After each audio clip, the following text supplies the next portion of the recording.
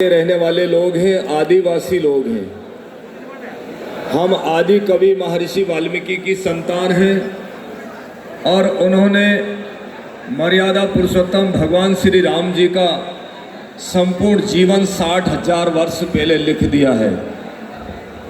మనమందరూ కూడా రామాయణాన్ని రచించినటువంటి వాల్మీకి మహర్షి సంతతికి చెందిన వాళ్ళం. ఆదివాసీలుగా మనల్ని పిలువబడతారు. శ్రీరాముణ్ణి రాముడిగా తీర్చిదిద్దిన ఘనత వాల్మీకి మహర్షిదని మీకు తెలియజేస్తా ఉన్నాను. महर्षि वाल्मीकि जी और हम सब जितने भी यहाँ भक्त बैठे हैं, हमारा बड़ा सौभाग्य है कि हम उनकी संतान हैं। और तुम सब लोगों को ये ज्ञात होना चाहिए कि हजारों हजारों वर्ष पहले भारतीय संस्कृति की रचना, भारतीय सनातन परंपरा की रचना और मर्यादा की रचना करके महर्षि वाल्मीकि जी महाराज ने पूरे संसार को मर्यादा का सूत्र दिया। और मर्यादा का जो सूत्र दिया उसको सबसे पहले दशरथ पुत्र श्री राम ने स्वीकार किया। और जब श्री राम ने स्वीकार किया तो वो मर्यादा पुरुषोत्तम कहलाए। और पूरे देश के लोगों को ही नहीं, पूरे संसार के लोगों को मर्यादा का सूत्र महर्षि वाल्मीकि के द्वारा राम जी ने पूरे जन जन तक पहुंचाया। మనం మహర్షి వాల్మీకి సంతతికి చెందిన వాళ్ళం. మహర్షి వాల్మీకి దశాబ్దాల కిందటనే ప్రపంచానికి సంస్కృతిని అందించిన వాడు, ఎలా మసలుకోవాలో చెప్పినవాడు, దశరథుడితో శ్రీరాముడు ఎలా ఉండాలో చెప్పినవాడు మహర్షి వాల్మీకి. అలాగే కుటుంబ వ్యవస్థనైనా సరే, మన సంస్కృతి సాంప్రదాయాలనైనా సరే ఈ ప్రపంచానికి అందించిన వ్యక్తి महर्षि वाल्मीकि అని మీకు తెలియజేస్తా ఉన్నాను. लेकिन आज इस देश का बड़ा दुर्भाग्य है कि इस देश के समस्त जाति धर्म और संप्रदाय के लोगों को महर्षि वाल्मीकि की याद नहीं आ रही है और इस देश में पाश्चात्य सभ्यता हावी हो रही है।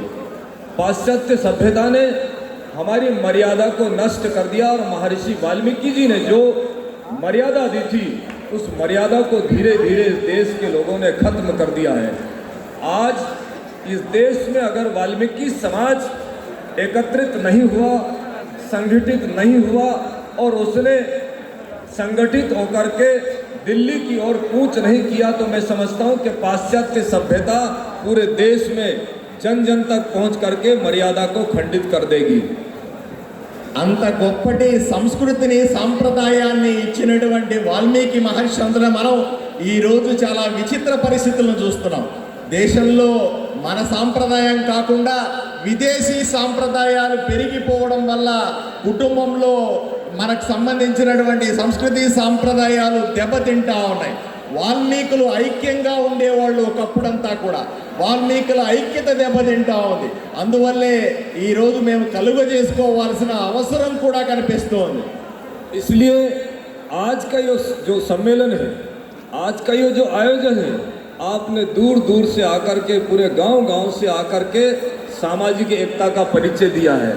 ऐसी सामाजिक एकता का परिचय बहुत मुश्किल से मिल पाता है। हम बड़े देश में, पूरे गांव में, पूरे शहरों में जाते रहते हैं लेकिन समाज संगठित नहीं हो पा रहा है। उसी की वजह से दूसरी जाति और धर्म के लोग वाल्मीकि समाज के लोगों को अंतिम पंक्ति का कहना चालू कर दिया है। अंतिम पंक्ति का मतलब होता है पिछड़ा हुआ, हरिजन, गिरिजन, कुचला हुआ, दबला हुआ। ऐसी स्थिति में जब दबे कुचले समाज की स्थिति में हमको खड़ा कर दिया है। और हमारी स्थिति आज से 70 साल पहले, 100 साल पहले इस देश की अग्रणी पंक्ति में हम खड़े थे और हमने इस देश को आज़ाद कराया था। మేము ఎన్నో సందర్భాల్లో మేము ఎక్కడ ఒక దగ్గర కూర్చోలేదు, గ్రామాల్లో తిరిగాం, మండలాల్లో తిరిగాం, ప్రదేశాల్లో రకరకాల ప్రదేశాల్లో తిరిగాం. ప్రజలందరినీ ఏకంగా ఉంచడానికి, ప్రజలు మన సంస్కృతి సాంప్రదాయాలు పాటించేలాగా చేయడానికి మేము ఎక్కడ వీలైతే అక్కడ తిరిగి మేము చేయగలిగిన ప్రయత్నం అంతా చేశాం. అందువలనే కనీసం హిందూ ధర్మమైన, హిందూ సాంప్రదాయమైన వాల్మీకి మనకిచ్చినటువంటి పద్ధతులైనా సరే ఎంతో కొంత నిలపగలిగినాం. इस देश को जो आज़ादी मिली है, वो समस्त देश के वाल्मीकि भक्तों की देन है। उसके लिए मैं आपको ये बताना चाहूँगा कि हमारे देश में जो भील आदिवासी जो आदि समाज का आदमी है उसने अंग्रेजों को खदेड़ने में कोई कसर नहीं रखी। आप राजस्थान में ले लें तो महाराणा प्रताप का नाम आपने सुना होगा, और महाराणा प्रताप ने हल्दी घाटी का युद्ध लड़ा था। उस हल्दी घाटी के युद्ध में एक वाल्मीकि था, उसका नाम था राणा पूंजा, और राणा पूंजा ने हल्दी घाटी का युद्ध राणा प्रताप ने जीता है, ना कि महाराणा प्रताप ने जीता है। ఈరోజు మీరంతా చూస్తా ఉన్నారు, స్వాతంత్రం వచ్చింది 75 సంవత్సరాలంటే స్వాతంత్ర పోరాటంలో వాల్మీకులు ఎన్నో త్యాగాలు చేశారన్న విషయాన్ని మీకు తెలియజేస్తా ఉన్నారు. మీరు రాజస్థాన్కి వెళ్తే రాణా ప్రతాప్ అనే రాజు పేరు విని ఉంటారు, కానీ రాణా ప్రతాప్ వెనకాల ఉండి వీరోచితంగా పోరాడినటువంటి రాణా ప్రతాప్లో ఎంతో మంది వాల్మీకులు ఉన్నారన్న విషయాన్ని మీకు తెలియజేస్తా ఉన్నారు. వాళ్ళు ఇంకప్పటికీ కూడా వెలుగులోకి రాలేదు అనే విషయం మీకు తెలియజేస్తా ఉన్నారు.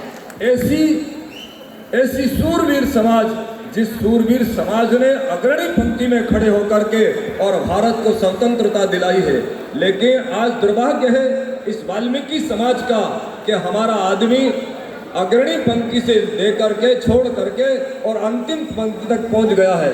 मैं आप सब लोगों से इस सम्मेलन के माध्यम से, आज आपने इस अनंतपुर में, आंध्र प्रदेश का ये अनंतपुर, ये पवित्र धरती है जहाँ इतने सारे संत महात्मा आकर के आप सब लोगों को मार्गदर्शित कर रहे हैं, और आपको ये कहना चाहते हैं कि आप जागो, और जब आप जागोगे तो पूरा देश जागेगा, और आप सोते रहोगे तो पक्की बात है कि आपको कोई जगाने नहीं आएगा।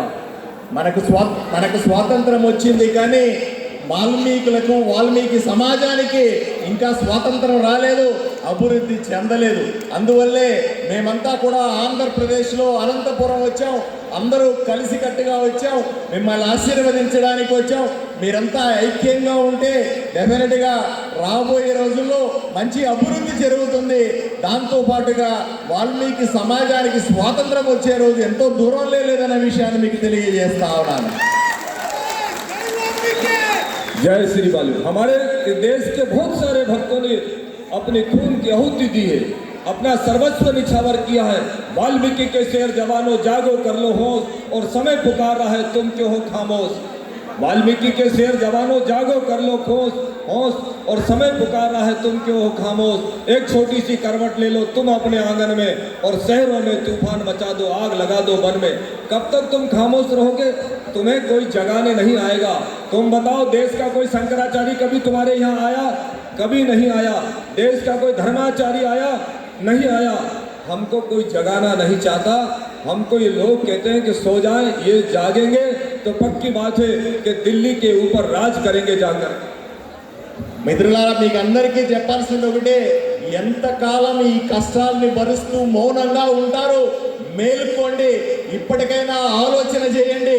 ఉద్యమాలు చేస్తూనే మీరందరూ కూడా మేలుకోవాలని, మీ సమస్యల కోసం పోరాడాలని, పోరాటంలో మేము కూడా మీకు సహకరిస్తామని ఈ సందర్భంగా హామీ ఇస్తా ఉన్నాం.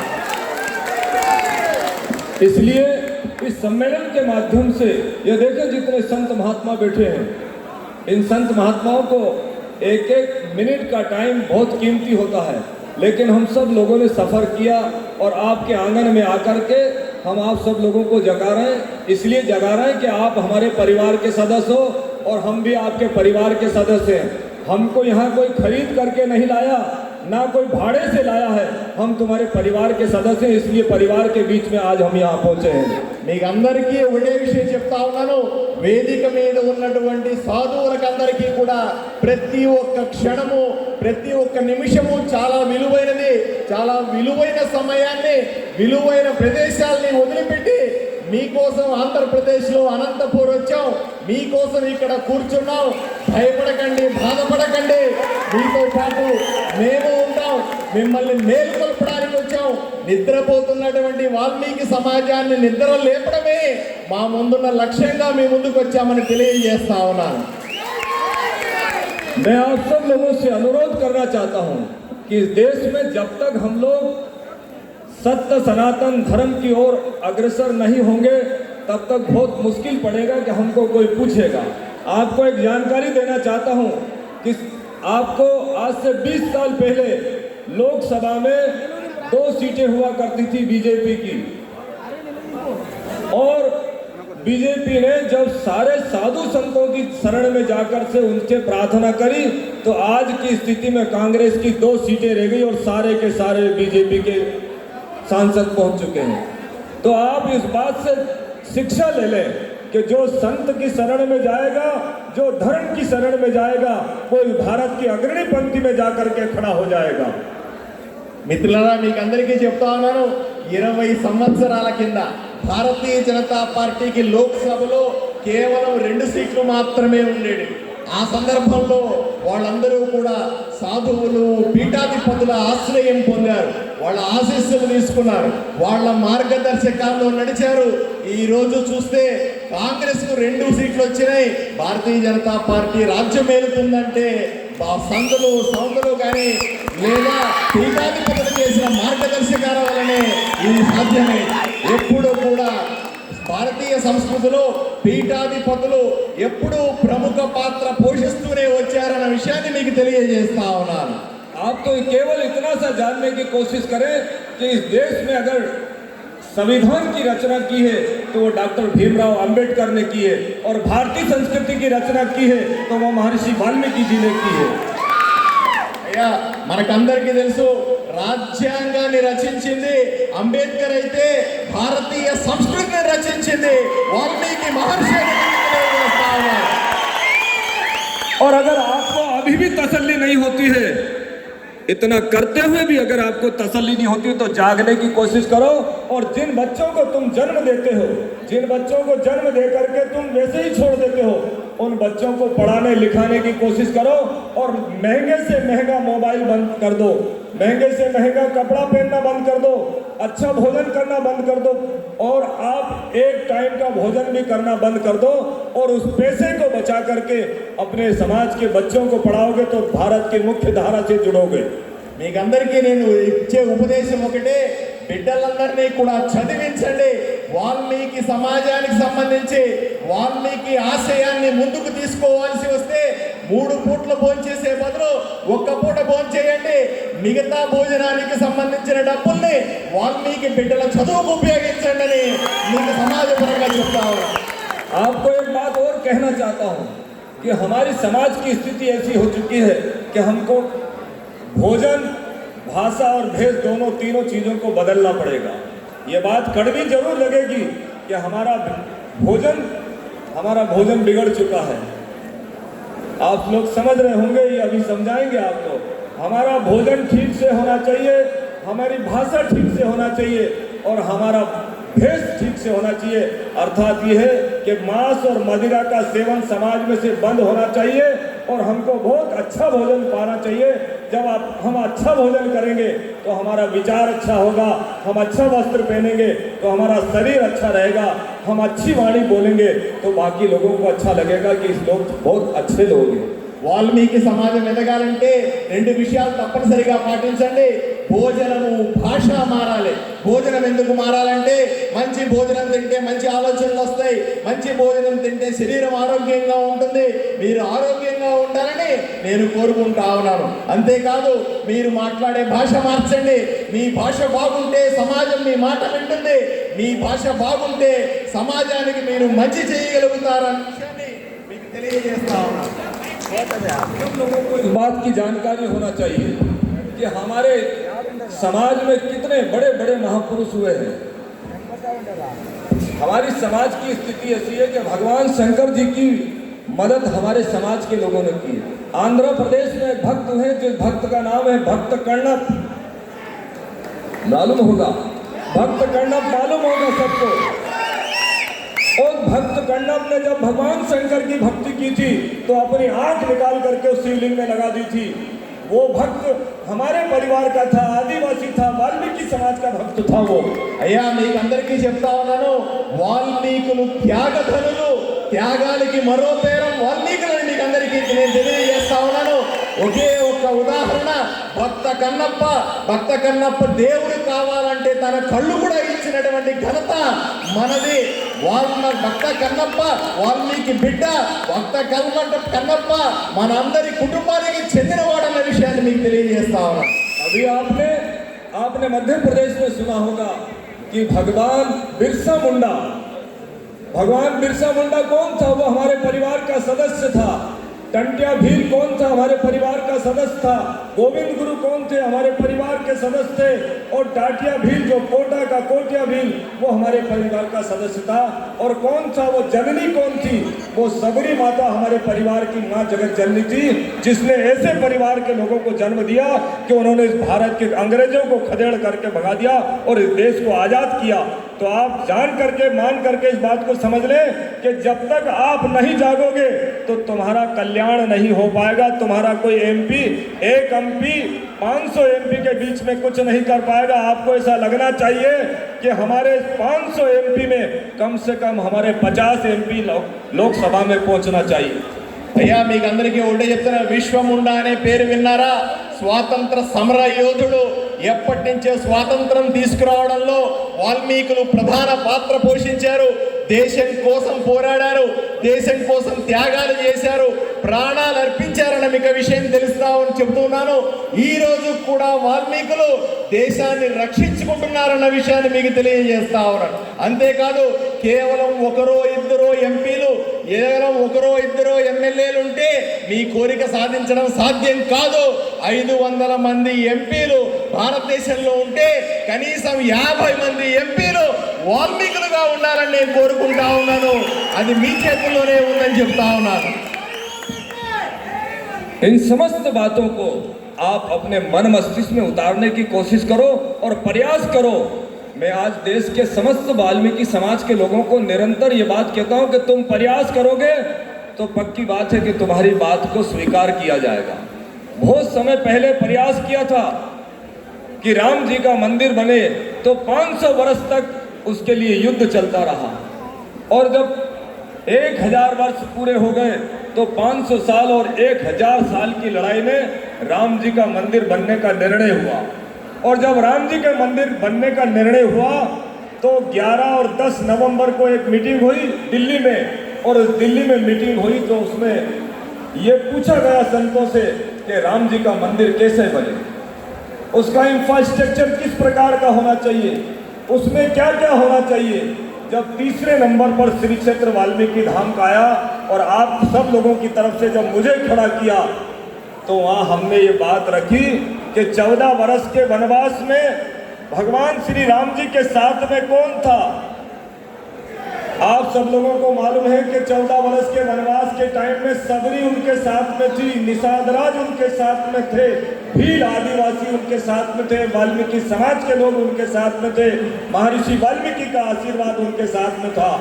ऐसी परिस्थितियों में उस मीटिंग में हमने ये बोला कि जब 70 एकड़ में महर्षि वाल्मीकि भगवान श्री राम जी का मंदिर बन रहा है तो पक्की बात है उस 70 एकड़ में बहुत पवित्र जगह पर भगवान महर्षि वाल्मीकि जी का मंदिर भी बनना चाहिए। और विषम परिस्थितियों में भी महर्षि वाल्मीकि जी की कृपा से और संतों के आशीर्वाद से उस पूरी कमेटी ने, पूरी समिति ने, अंतर्राष्ट्रीय विश्व हिंदू परिषद ने उस बात को स्वीकार किया।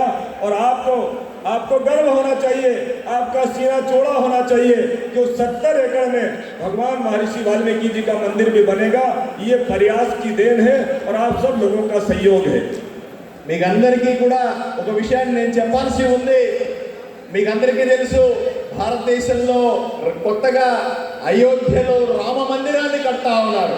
నరేంద్ర మోదీ గారు రామ మందిరాన్ని కడుతున్న సందర్భంలో వేదిక మీద ఉన్నటువంటి పీఠాధిపతుల్ని ఇంకా చాలా మంది సాధువులందరినీ పిలిచి రామ మందిరాన్ని ఎలా కట్టాలో చెప్పండి, మాకు సలహాలు సూచనలు ఇవ్వండి అని అడిగినప్పుడు మేము చెప్పాం కేవలం రాముడు మాత్రమే కాదు, రాముడు వనవాసం పోయినప్పుడు వాల్మీకులు రాముడితో తోడున్నారు. రాముడి భార్య సీతాదేవిని అడవుల్లో వదిలినప్పుడు వాల్మీకి తోడున్నాడు. కాబట్టి వాల్మీకులు లేకుండా రాముడు లేడు. కాబట్టి రామ మందిరంతో పాటుగా వాల్మీకి విగ్రహాన్ని, వాల్మీకి గుడిని తప్పనిసరిగా అయోధ్యలో కట్టాలని సాధువులంతా కూడా తీర్మానించారని ప్రభుత్వానికి చెప్పాం.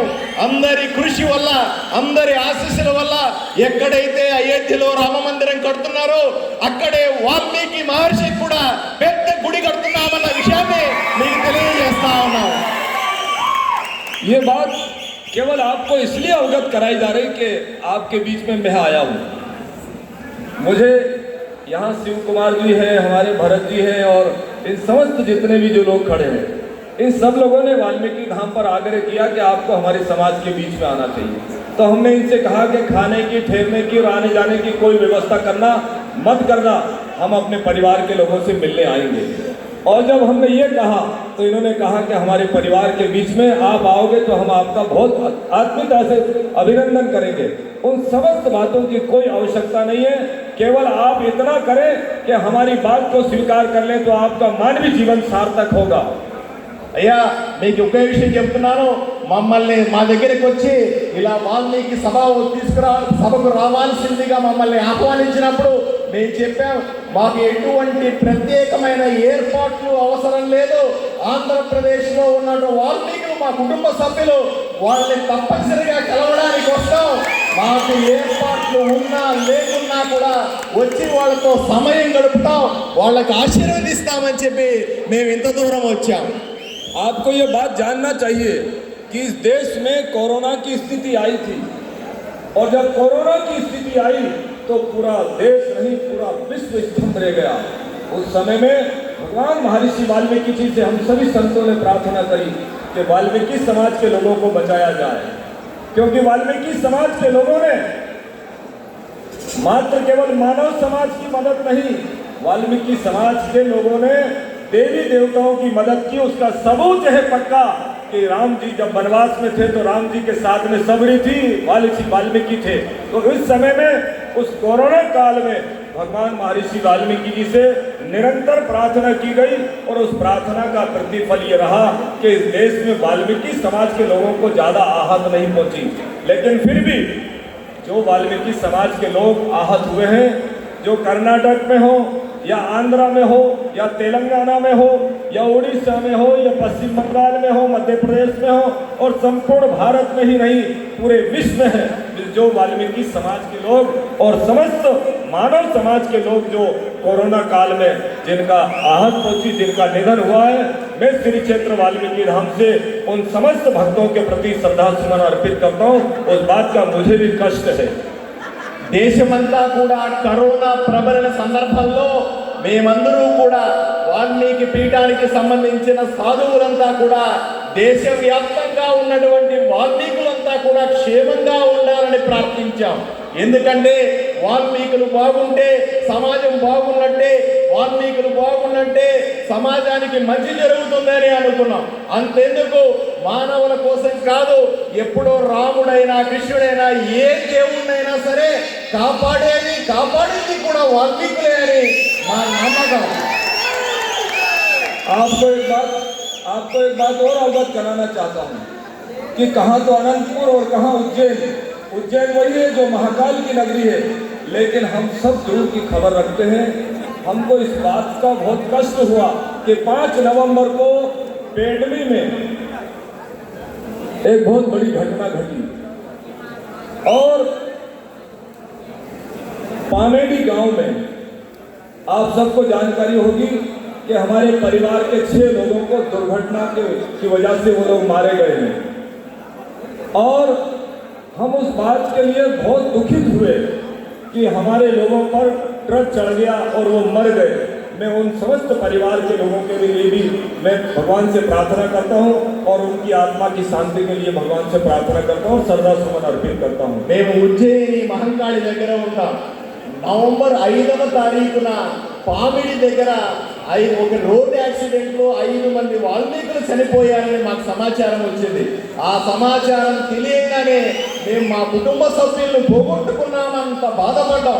వాళ్ళకి వాళ్ళ ఆత్మలకు శాంతి కలగాలని, వాళ్ళ కుటుంబాలు ధైర్యంగా ఉండాలని వాళ్ళకు మేము ఆశీర్వదిస్తా ఉన్నాం. साथ ही मैं अंत में आप सब लोगों को आशीर्वाद भी देता हूँ और आपका सहयोग भी करता हूँ. आप आधी रात को श्री क्षेत्र वाल्मीकि धाम उज्जैन को आवाज देंगे या संत समाज को आवाज देंगे तो संत समाज एकजुट होकर के आपके पास पहुंचेगा। आप कभी धैर्य मत खो, हिम्मत मत हारो। जो हिम्मत हारेगा वो कभी कामयाब नहीं होगा। इसलिए आज के इस पवित्र आयोजन में भगवान महर्षि वाल्मीकि जी महाराज से, पूज्य गुरुदेव जी महाराज से और भगवान महाकाल और मेरे इष्ट रमतेश्वर महादेव और महाकाल भगवान से प्रार्थना करता हूँ कि आप जागो और अपने बालक और बालिकाओं को 5 वर्ष की आयु में दीक्षा दिलाओ, उनको गुरु की शरण में भेजो और गुरु की शरण में भेजने के बाद आप बहुत अच्छी से अच्छी शिक्षा दिलाने का प्रयास करो। इसी में वाल्मीकि समाज का कल्याण है और मानव समाज का भी कल्याण है। మీరెవరూ కూడా భయపడద్దు, ఎవరు కూడా అధైర్యపడద్దు, మేమేదో వచ్చి మాట్లాడేసి వెళ్ళిపోతున్నామని అనుకో ఉండండి। ఏ రోజైనా సరే నేను ఉజ్జయినిలో ఉంటాను, వివిధ పీఠాలు వాల్మీకి పీఠాలు మీకు అండగా ఉంటాయి। మీరు అర్ధరాత్రి తలుపు తట్టినా మేము మీకు తోడుగా ఉంటామని మీకు తెలియజేస్తా ఉన్నాము। మేమొక్కరమే కాదు, భారతదేశ వాల్మీకులందరూ కూడా అన్ని రాష్ట్రాల్లో ఉన్న వాల్మీకులు మీతో కలిసి ఉంటారని, మీ కష్ట సుఖాల్లో పాలుపంచుకుంటారని, మీకున్న సమస్యలు తీర్చడంలో మేము కూడా మీతో తోడుగా ఉంటామని తెలియజేస్తా ఉన్నాను। आपको एक बात और बताना चाहूँगा कि जहाँ से मैं आया हूँ वो उज्जैन नगरी है, वाल्मीकि धाम वो महाकाल भगवान की नगरी है। 160 एकड़ में वाल्मीकि धाम का निर्माण हुआ है। उसमें वाल्मीकि भगवान का मंदिर है, समाधि वाले बाबा का मंदिर है, भोजनशाला है, अन्न क्षेत्र है, गौशाला है, चिंतन उपवन है। वहाँ की लाइट भी आपकी है, वहाँ का रोड भी आपका है, वहाँ का जहर का पौधा भी आपका है, तो चंदन का पौधा भी आपका है, वहाँ सब कुछ आपका है। वहाँ कोई पराई व्यवस्था नहीं है। और आप इस बात को गौरव महसूस करें कि इस भारत की भूमि पर ऐसे बहुत सारे संत महात्माओं के बड़े बड़े स्थान बने, वो आपके हैं, कहीं कोई भाड़े का नहीं है। इसलिए आप गर्व से जीने की कोशिश करो और ये कहो कि हम वाल्मीकि हैं और हमने ही देश में भारतीय संस्कृति की रचना की है। మీరు నన్ను అనంతపురం ఆంధ్రప్రదేశ్కి వచ్చినప్పుడు బాగా చూసుకున్నారు, ఎంతో సంతోషం। నేను ఉజ్జయినిలో ఉంటాను। ఉజ్జయినిలో 107 ఎకరాల్లో వాల్మీకి పీఠం ఆశ్రమం అందుబాటులో ఉంది। మీరందరూ కూడా రండి, మిమ్మల్ని అందరినీ కూడా ఆహ్వానిస్తా ఉన్నాను। భోజనం ఏర్పాట్లు ఉంటాయి, అక్కడ ఉండడానికి ఉంటాయి, భజన చేసుకోవడానికి ఉంటుంది, పెద్ద వాల్మీకి మహర్షికి సంబంధించిన విగ్రహాలు ఉన్నాయి। మీరు ఎంతో సంతోషంగా గడపచ్చు। మీరు కూడా మా కుటుంబ సభ్యులే కాబట్టి ఏ పొజిషన్లో అయినా సరే మీరు మా దగ్గరకు వచ్చి మా అతిథ్యాన్ని స్వీకరించాల్సిందిగా కోరుతా ఉన్నాను। कुछ जरूरी बात और कहना चाहूँगा कि समाज में एक तो बहुत जरूरी है कि विवाह होना चाहिए।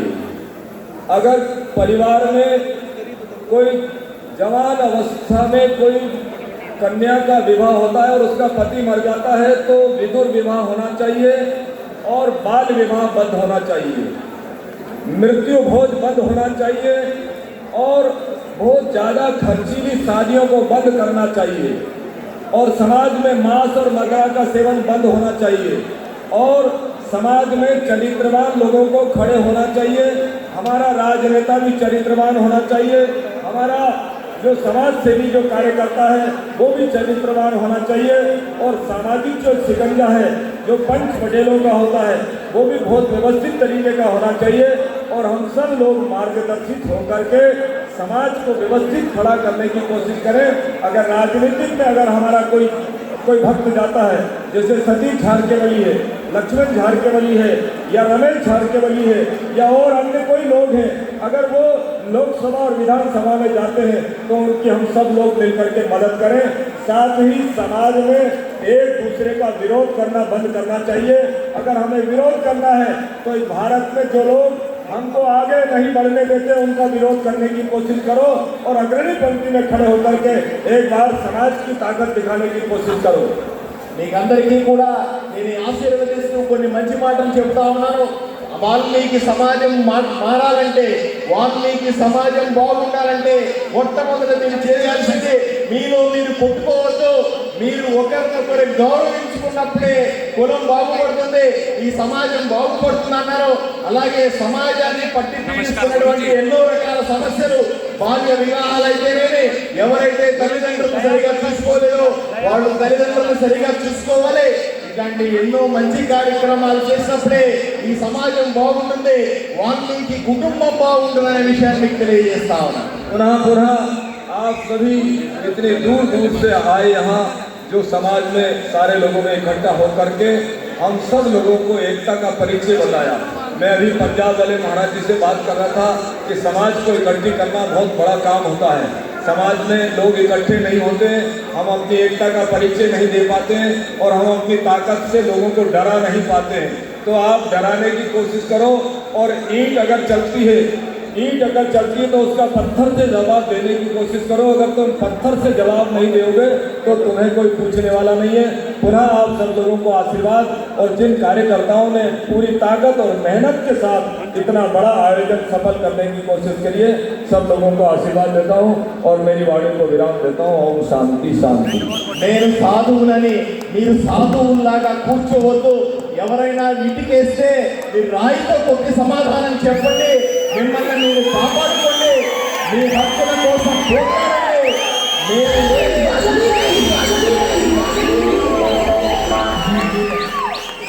మీరందరూ కూడా మీ కోరికల పట్ల పోరాడతారని, ఐక్యంగా ఉంటారని, మీ కోరికలు సాధించుకో